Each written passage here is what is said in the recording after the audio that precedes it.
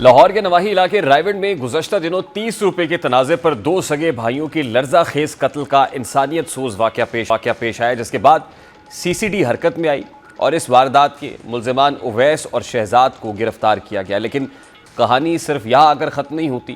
سی C D کی جانب سے جاری کردہ معلومات کے مطابق جب پولیس ٹیم ان دونوں ملزمان کو مزید ملزمان کی نشاندہی کے لیے رائیونڈ لے کر گئی تو اس دوران ان کے ساتھیوں نے اچانک حملہ کیا تاکہ ملزمان اویس اور شہزاد کو چھڑوایا جا سکے، لیکن اطلاعات کے مطابق اسی تصادم میں یہ دونوں ملزمان اپنے ہی ساتھیوں کی فائرنگ کا نشانہ بن کر مارے گئے۔ پنجاب پولیس کے کرائم کنٹرول ڈپارٹمنٹ کے ذرائع کے مطابق ملزمان کے ساتھی توقیر نے دیگر ساتھیوں کے ساتھ مل کر پولیس پر حملہ کیا۔ ملزمان کی فائرنگ سے زیر حراست ملزم اویس اور شہزاد ہلاک ہو گئے، جبکہ ملزم توقیر ساتھیوں کے ساتھ فرار ہو گیا، جس کی تلاش جاری ہے۔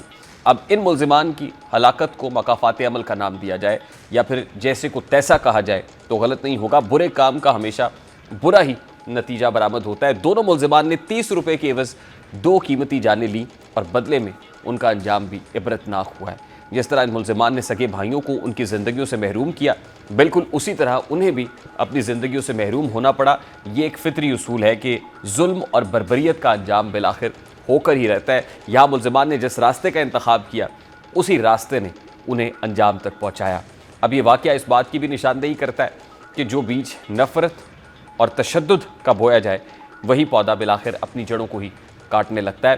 اب ان ملزمان کی ہلاکت کا واقعہ عبرت کی ایک ایسی تصویر بن گیا ہے جس کو کسی صورت نظر انداز نہیں کیا جا سکتا، کیونکہ ان ملزمان کی ہلاکتوں کے سماجی اور نفسیاتی پہلو بھی اہم ہیں۔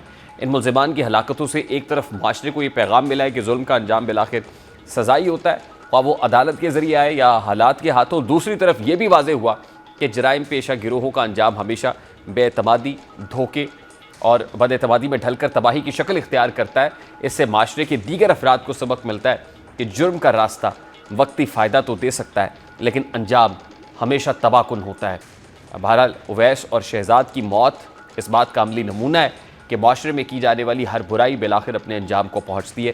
جس طرح انہوں نے چند دن قبل 2 بھائیوں کو بے رحمی کے ساتھ موت کے گھاٹ اتارا، اسی طرح آج وہ خود بھی موت کے گھاٹ اتر گئے۔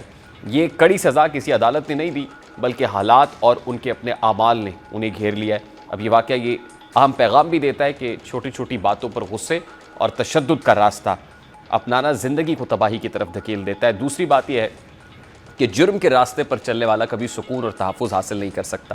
اور تیسرا اہم نقطہ یہ ہے کہ قانون کی گرفت سے بچنے کی ہر کوشش آخرکار اسی انجام کو پہنچتی ہے۔ لہٰذا یہ کہانی محض ایک جرم اور اس کے انجام کی کہانی نہیں بلکہ ایک معاشرتی پیغام بھی ہے کہ ہمیں بطور فرد اور بطور قوم یہ سمجھنا ہوگا کہ تشدد، جرائم اور نفرت کے راستے کبھی بھی کامیابی یا عزت نہیں دلاتے۔